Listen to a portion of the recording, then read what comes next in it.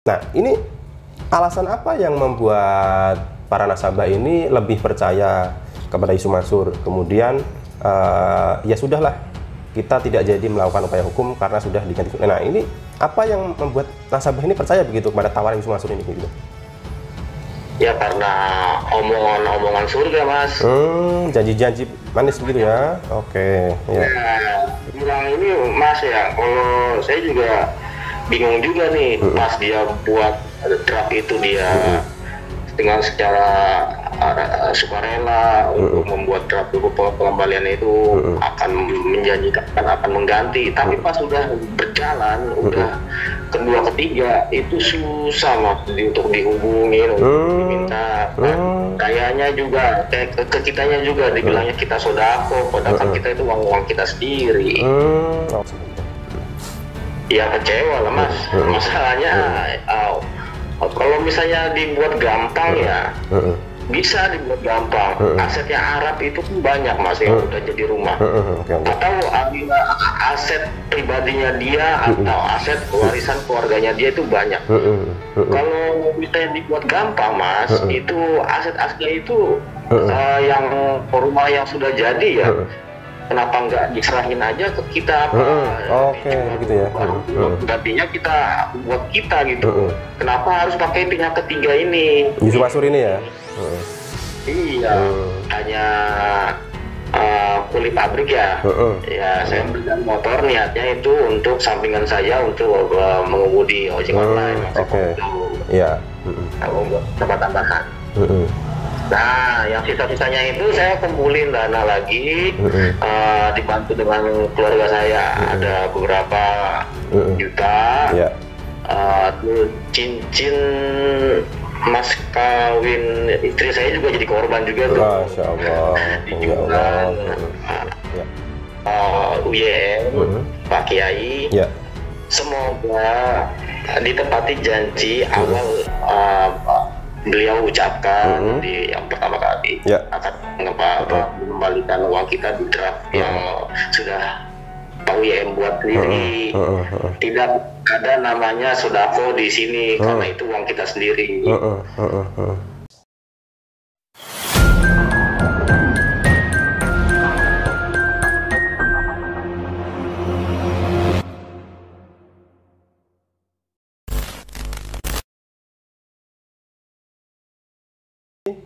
Ketika terjadi mulai permasalahan, Arab menghilang, nah ini para nasabah ingin melakukan upaya secara hukum begitu ya, atau dengan memviralkan ke media, kemudian mendatangi Hotman Paris juga ya, ada rencana seperti itu.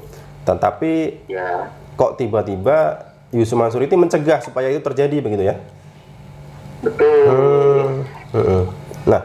Nah ini alasan apa yang membuat para nasabah ini lebih percaya kepada isu Mansur? Kemudian ya sudahlah, kita tidak jadi melakukan upaya hukum karena sudah diganti. Nah ini apa yang membuat nasabah ini percaya begitu kepada tawaran isu Mansur ini gitu? Ya karena omongan surga Mas. Janji-janji manis begitu ya? Oke. Ya. Namanya ini Mas sama pendakwa ya kan, ya omongannya begitu religius. Kita yang orang awam ya biasa-biasa aja untuk mendengar kayak gitu, apalagi dia Ustadz kondang, ya kita mau percaya aja Mas. Apalagi di cicilan pertama nih, dia pas sesuai draftnya yang dia buat itu 100 juta awalnya. Cuman yang ke-12 kali ini ya 12 berikutnya ini udah ngawur, udah nggak sesuai draft itu. Ya, ketika cicilan pertama ini sesuai dengan proposal yang ditawarkan. Nah, ini ketika mulai pembayarannya sudah tidak jelas, tidak sesuai yang ditawarkan. Nah, ini apakah ada upaya dari nasabah untuk menghubungi Yusuf Mansur protes secara langsung begitu? Ada, kita kan punya grup WhatsApp. Kita punya ketua koordinator dan para koordinator. Nah, kalau kita misalnya udah jatuh tempo, udah berganti bulan kita mendorong ketua ini atau koordinator yang lain untuk menanyakan masalah pembayaran ke kitanya ini, rivalnya ini. Oke. Ya. Kalau dibilang ini Mas ya, kalau saya juga bingung juga nih pas dia buat draft itu dia dengan secara sukarela untuk membuat draft pengembalian itu akan menjanjikan akan mengganti, tapi pas sudah berjalan udah kedua ketiga itu susah Mas untuk dihubungin untuk diminta. Kayaknya juga ke kitanya juga dibilangnya kita sodako, padahal kita itu uang kita sendiri. Oke. Ya. Jadi ketika awal pertama Yusuf Mansur cicilan pertama itu sesuai dengan draft, kemudian berangsur-angsur ini tidak jelas begitu ya, dan kemudian Yusuf Mansur ini terkesan sulit dihubungi begitu Mas ya. Oke. Selain tawaran janji-janji manis begitu Mas, apakah ada semacam ancaman kepada nasabah begitu ya? Misalkan nih, kalau nasabah nanti akan melakukan upaya secara hukum, nah ini akan mendapat resiko hukum kembali begitu kepada nasabahnya sendiri. Apakah ada ancaman seperti itu dari Yusuf Mansur? Kalau saya nggak ada Mas, masalah ya yang seperti Mas sebutkan tadi. Setahu saya nggak tahu kalau misalnya koordinator atau nasabah lainnya punya apa namanya dengar kayak gitu juga saya kurang tahu. Kalau saya pribadi saya kurang tahu. Nggak ada. Nah, jadi setelah terjadi ya ini seolah-olah Yusuf Mansur ini justru bukan menyelesaikan masalah tetapi menambah masalah baru Mas ya. Nah, ini apa yang dirasakan oleh para nasabah Mas? Nah, ini boleh diwakilkan secara pribadi oleh Mas Heri, ini perasaan kecewa atau gimana kepada Yusuf Mansur tersebut? Ya, kurang jelas Mas, sama Mas. Nah, ya. Ini kan Yusuf Mansur datang seolah-olah ingin menyelesaikan masalah begitu ya. Tetapi yang ada justru menambah masalah baru begitu kan, yang menambah masalah lebih rumit begitu kan. Nah, ini yang dirasakan oleh para nasabah sendiri. Ini perasaan bagaimana, kecewa atau seperti apa, ini bisa diwakilkan kepada Mas Heri mewakili semua nasabah gitu. Ya kecewa lah Mas. Masalahnya kalau misalnya dibuat gampang ya bisa dibuat gampang. Asetnya Arab itu pun banyak Mas yang udah jadi rumah. Atau aset pribadinya dia atau aset warisan keluarganya dia itu banyak. Kalau misalnya dibuat gampang Mas, itu aset-asetnya itu yang rumah yang sudah jadi ya. Kenapa nggak diserahin aja ke kita begitu ya. Gantinya kita buat kita gitu. Kenapa harus pakai pihak ketiga ini? Yusuf Mansur ini ya. Iya. Kalau lebih gampang gitu. Kalau saya sangat kecewa banget kalau ini apa namanya udah tahu bakalan kayak gini. Harusnya kita nggak ikutin apa yang dia ini. Kalau misalnya saya tahu ya. Jadi ya ini perasaan kecewa jelas ya kepada sosok Yusuf Mansur tersebut ya. Nah, Mas Heri, ini kalau boleh saya tahu Mas Heri, ini uang 100 juta ini tidak banyak Mas Heri. Ini kalau boleh tahu, ini Mas Heri mengumpulkan uang sebesar itu dari kapan Mas Heri? Dan Mas Heri ini berprofesi sebagai apa begitu? Oh iya, sebelumnya saya kita flashback dari awal. Saya kan ini baru nikah tuh 2017. Ya, nah, adalah keinginan kita berdua, saya sama istri untuk memiliki rumah pribadi untuk menjaga masa tua kan. Nah, karena saya baru nikah, saya belum punya duit waktu itu yang mencukup, tapi udah ada info-info rumah KPR murah syariah di daerah Ketapang Coro. Akhirnya saya memberanikan diri untuk meminjam uang di bank waktu itu. Totalnya itu saya pinjam itu 83 juta. 83 juta itu saya nggak store semua. 83 juta itu yang cair 80 juta, yang 3 juta endapan. Nah, yang 70 juta saya jadikan DP pertama, cicilan DP pertama.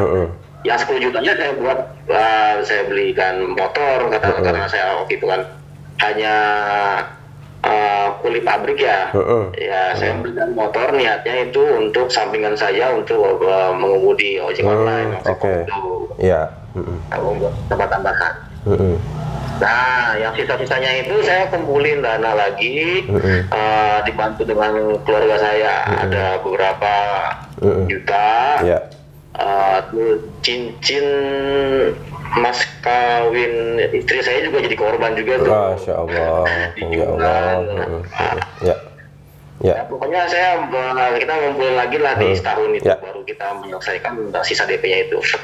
Ya, baik. Ya, jadi memang 100 juta ini Mas Heri peroleh memang dengan ya jerih payah keringat Mas Heri ya, sampai bertahun-tahun, bahkan sampai mengorbankan cincin kawin Mas ya. Tentunya sebenarnya kan ini niat mulia Mas Heri untuk memberikan rumah ya kepada keluarga begitu ya. Tetapi pada akhirnya ya terkena ya dugaan penipuan seperti ini. Oke, Mas Heri, saya turut prihatin dan saya mendoakan apapun upaya Mas Heri bersama Pak Zaini dan Pak Sudar dan kawan-kawan lainnya ya. Semoga ini segera diproses oleh pihak kepolisian dan juga pihak-pihak yang bersalah segera ditangkap, dan tentunya kerugian yang derita oleh para nasabah ini segera bisa dikembalikan begitu. Mas Heri, mungkin ada yang ingin disampaikan, ditambahkan begitu ya kepada para pihak-pihak. Terkesankan ini para nasabah, saya rasa ini kurang ini mungkin Mas, ada takut begitu ya jika melawan secara hukum begitu Mas. Nah ini mungkin ada pesan-pesan, kemudian pesan khusus kepada Pak Zaini Mustafa begitu. Dan saya infokan juga Mas Heri, Pak Zaini Mustafa ini adalah lawyer yang sekaligus ini dulu di tahun 2009 juga pernah menjadi korban bisnis batu bara yang ditawarkan oleh Yusuf Mansur begitu Mas Heri. Nah jadi inilah yang membuat ya Pak Zaini bersama Pak Sudar ini ada rasa prihatin yang mendalam karena sama rasa Mas, sama-sama pernah menjadi korban gitu. Baik Mas Heri, silakan Mas Heri. Ya. Ya, untuk para koordinator CVK sama Mansur, semoga khususnya untuk Haji Arab sendiri, kasihanilah kita, itu uang kita uang bertahun-tahun, itu dari cerita saya, belum cerita orang-orang lain yang menderita dari saya. Betul. Coba diberikan kesedaran untuk buat Pak Haji Arab, Pak Haji atau Pak Haji Amanah ini. Dan untuk para korban, semoga uang jerih payah kita ini kembali dengan seutuh-utuhnya. Ya, baik. Ya, itu aja Mas. Ya, baik. Kepada Yusuf Mansur mungkin Mas, kalau ada di depan mungkin ada yang disampaikan juga nih Mas terkait janji-janji Mas Manisha yang saat ini belum terrealisasi begitu. Silakan. Untuk Pak UYM, semoga ditepati janji ya untuk UYM, Pak Kiai, semoga ditepati janji awal beliau ucapkan di yang pertama kali akan mengembalikan uang kita di draft yang sudah Pak UYM buat sendiri. Tidak ada namanya sodako di sini karena itu uang kita sendiri. Ya udah itu aja Pak. Ya, oke, Mas Heri, ya, oke, Mas Heri, sekali lagi saya ucapkan terima kasih atas waktunya. Mohon maaf ini mengganggu Mas Heri ya. Sekali lagi saya doakan Mas Heri supaya ini masalah segera selesai. Apapun yang diupayakan oleh Mas Heri beserta Pak Zaini yang mana sudah melaporkan secara pidana ke Polda, ini segera menuai hasil.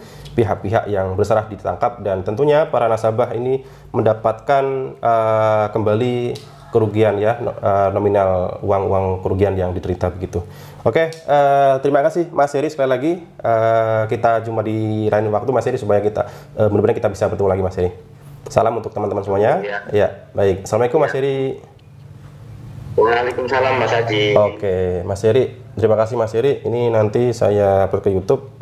Insya Allah kalau memang ada rezeki nanti saya ini share ke Mas Heri ya. Oke. Oke. Mas Heri, terima kasih Mas Heri. Saya tutup Mas Heri ya. Ya, pokoknya Oke, Mas ya. assalamualaikum.